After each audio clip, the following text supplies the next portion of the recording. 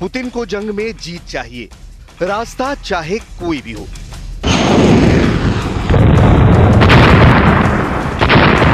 Putin Ukraine के चप्पे चप्पे पर रूस का झंडा लहरा देना चाहते हैं।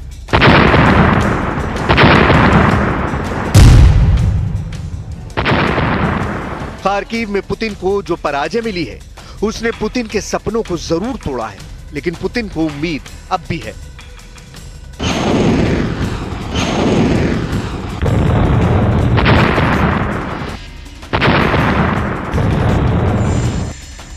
अब पुतिन को उम्मीद है उस सर्वशक्तिमान से। कैसे? अब युद्ध में विजय के लिए पुतिन ने दैवीय शक्तियों से प्रार्थना की है। कैसे? पुतिन के लिए खुद मॉस्को के पोप ईश्वर से प्रार्थना कर रहे हैं।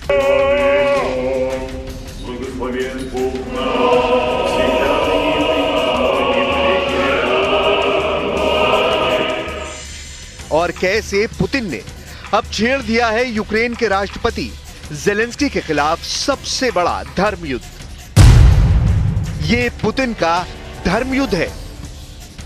आखिर कौन है मॉस्को के ऑर्थोडॉक्स चर्च के पोप पैट्रियार्क किरिल, जिनको पुतिन मानते हैं अपना आध्यात्मिक गुरु और जो केजीबी में भी पुतिन के थे सीनियर? इन सवालों का जवाब आपको देंगे, लेकिन पहले बात करेंगे पोप पैट्रियार्क किरिल की, जो पुतिन के सबसे बड़े गुरु, मार्गदर्शक और स्पिरिचुअल लीडर हैं।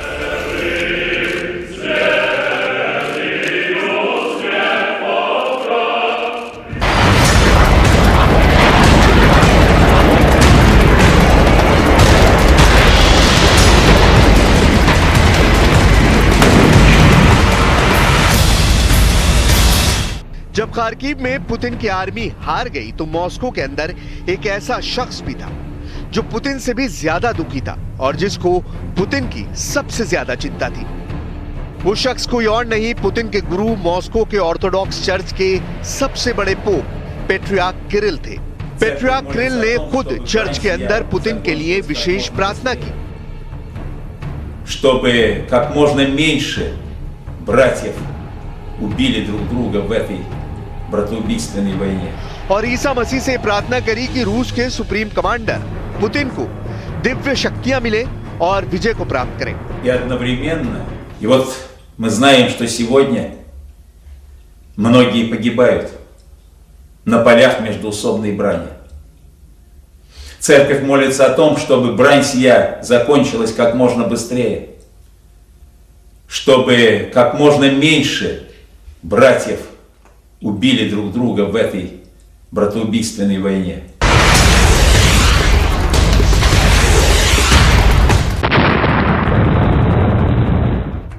पुतिन के लिए यह वक्त बेहद कठिन है। यूक्रेन के अंदर पुतिन की फौजें भीषण चुनौतियों का सामना कर रही हैं। पुतिन के सामने भरोसे का बहुत बड़ा संकट पैदा हो गया है। आखिर पुतिन भरोसा किस पर करें? पुतिन एक एक करके अपने जनरलों को बर्खास्त कर रहे हैं। पुतिन अपने उप रक्षा मंत्री को बर्खास्त कर चुके हैं। रूस के स्टेट मीडिया के तमाम टीवी न्यूज एंकर पुतिन के लिए प्रोपेगेंडा चलाते थे, लेकिन खार्किव में हार के बाद पुतिन के इन चीयर लीडर्स की बातों पर भी रूस में कोई भरोसा नहीं कर रहा। तो अब पुतिन आखिर भरोसा करें तो किस पर?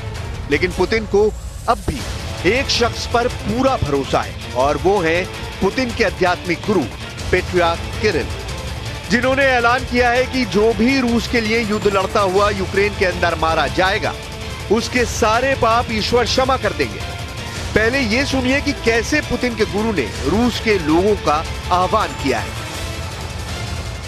И одновременно церковь осознает, что если кто-то, движимый чувством долга, необходимостью исполнить свою присягу, остается верным своему призванию и идет исполнять то, что его долг ему велит, и если в исполнении этого долга человек погибает,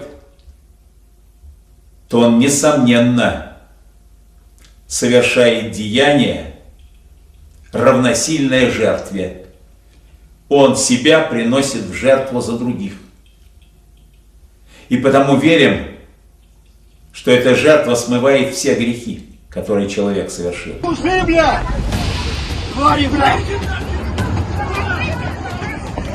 दरअसल पेट्रियार्क किरिल ने ऐसा क्यों किया?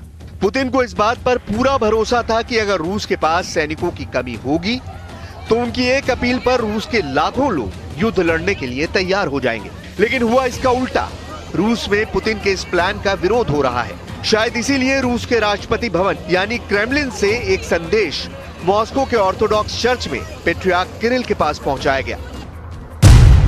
और इसके बाद पेट्रियार्क किरिल ने यह ऐलान किया कि रूस के लोग यूक्रेन में लड़ने के लिए जाएं, क्योंकि अगर यूक्रेन में रूस के लोगों की लड़ते हुए मौत होगी तो ईश्वर उनके सारे पाप क्षमा कर देगा। ये सीधे सीधे पुतिन की तरफ से धर्मयुद्ध का ऐलान है। पेट्रियार्क किरिल ने जो डायलॉग बोले हैं उसकी पूरी स्क्रिप्ट पुतिन ने लिखी है। 48-51 प्लस।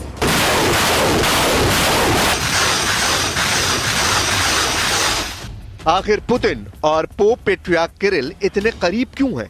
आखिर पोप ने कैसे पुतिन को इस बात के लिए उकसाया कि यूक्रेन पर हमला किया जाना सही है?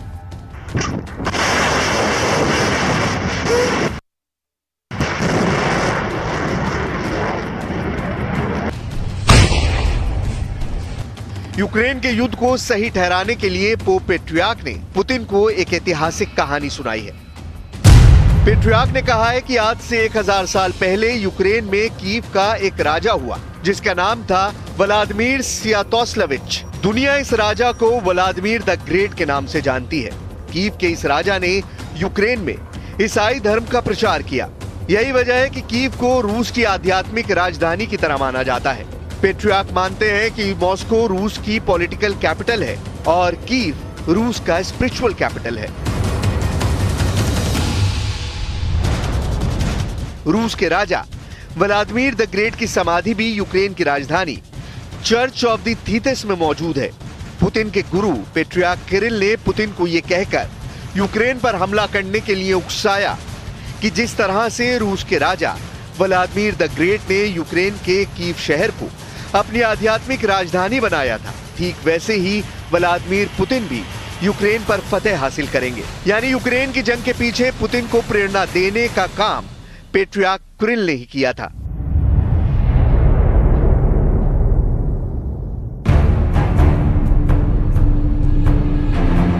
पेट्रियार्क किरिल का प्रभाव कितना ज्यादा है उसके लिए रूस के राष्ट्रपति भवन यानी क्रेमलिन के दरवाजे हर वक्त खुले रहते हैं। लेकिन पेट्रियार्क किरिल का सम्मान इतना ज्यादा है कि खुद पुतिन उनसे आशीर्वाद लेने के लिए जाते हैं और यह आशीर्वाद युद्ध में विजय के लिए भी है। ये तस्वीरें साल 2018 की हैं, जब पुतिन राष्ट्रपति बने तो आशीर्वाद लेने के लिए पेट्रियार्क किरिल के मॉस्को में मौजूद ऑर्थोडॉक्स चर्च में गए। ये तस्वीरें पूरी दुनिया ने देखी जब चर्च के पोप और पादरी पुतिन के लिए प्रार्थना कर रहे थे। पुतिन के रिश्ते पेट्रियार्क से कितने करीब हैं, आप इन तस्वीरों से समझ सकते हैं। पुतिन पेट्रियार्क से न सिर्फ राजनीतिक बल्कि आध्यात्मिक सलाह मशवरा भी करते हैं। फोर्ब्स की पत्रिका के मुताबिक पेट्रियार्क किरिल मॉस्को के ऑर्थोडॉक्स चर्च के पोप बनने से पहले केजीबी में जासूस थे। केजीबी में पेट्रियार्क पुतिन की सीनियर थे और पुतिन और पेट्रियार्क की बातचीत के दौरान ही पुतिन को यह पता चला कि पुतिन का बैप्टिज्म पेट्रियार्क के पिता ने ही किया था। ये बात खुद पुतिन ने कही है। Несколько лет назад, как он в церковь пришел, он говорит, отец был священником. Я говорю, да, а где он служил? Он говорит, в Ленинграде. Я говорю, а в какие годы? Он называет промежуток времени, там, не помню, 50-го года, там, 56-й, 7-й. Я говорю, а в каком соборе он служил, в какой церкви? Он говорит, в Преображенском соборе. Я так уже насторожился. Говорю, а как звали вашего отца? Он говорит, Михаил. Я говорю, а вы можете мне сказать, в это время там другие Михаилы служили? Он говорит, нет, отец был один Михаил. Я ему говорю, знаете что, похоже, ваш отец меня крестил. खार्किव तो पुतिन हार ही चुके हैं, लेकिन अब पुतिन के सामने सबसे बड़ा चैलेंज लुहांस्क और डोनेस्क यानी पूरे डॉनबास पर अपना कब्जा बरकरार रखना है। और इसके लिए पुतिन ने फौरन डॉनबास में जनमत संग्रह का काम शुरू कर दिया है। दरअसल पुतिन चाहते हैं कि जनमत संग्रह करवा कर इन दोनों इलाकों को रूस का वैध हिस्सा साबित कर देंगे ताकि जब यूक्रेन डॉनबास को दोबारा हासिल करने की कोशिश करे तो पुतिन रूस की जनता से ये कह सकें कि यूक्रेन ने रूस पर हमला किया है। दूसरी तरफ जेलेंस्की की पूरी नजर इस वक्त डोनेस्क पर लगी है, जहां इस वक्त जबरदस्त जंग चल रही है। Особливо гостра ситуація на Донеччині. Робимо все, щоб стримати ворожу активність. Саме там зараз наша ціль номер один, оскільки і для окупантів Донбас все ще ціль номер один. Попри очевидну безглуздість війни для Росії і втрату окупантами ініціативи, командування російських військових все одно гонить їх на загибель. Постійні спроби російського наступу на Донеччині, напевно, увійдуть в історію воєн як одне з найбільш цинічних убивств своїх же солдатів. Коли бачимо це, коли бачимо ці наступи, ще раз переконуємось, що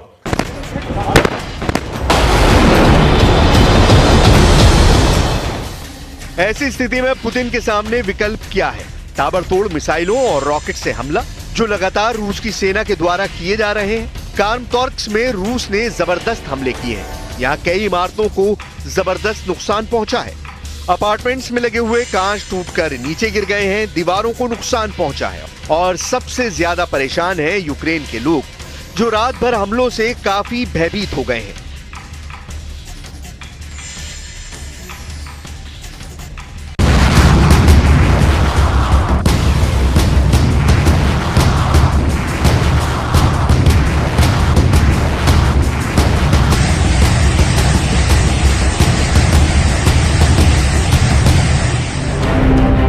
रूस के पड़ोस पहुंचा पुतिन का सबसे बड़ा दुश्मन।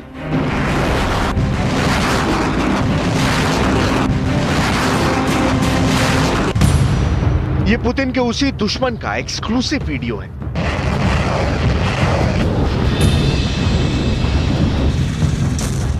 ये वो तस्वीरें हैं जिससे साबित होता है कि अमेरिका भी अब खुल्लम खुल्ला युद्ध पर उतर आया है।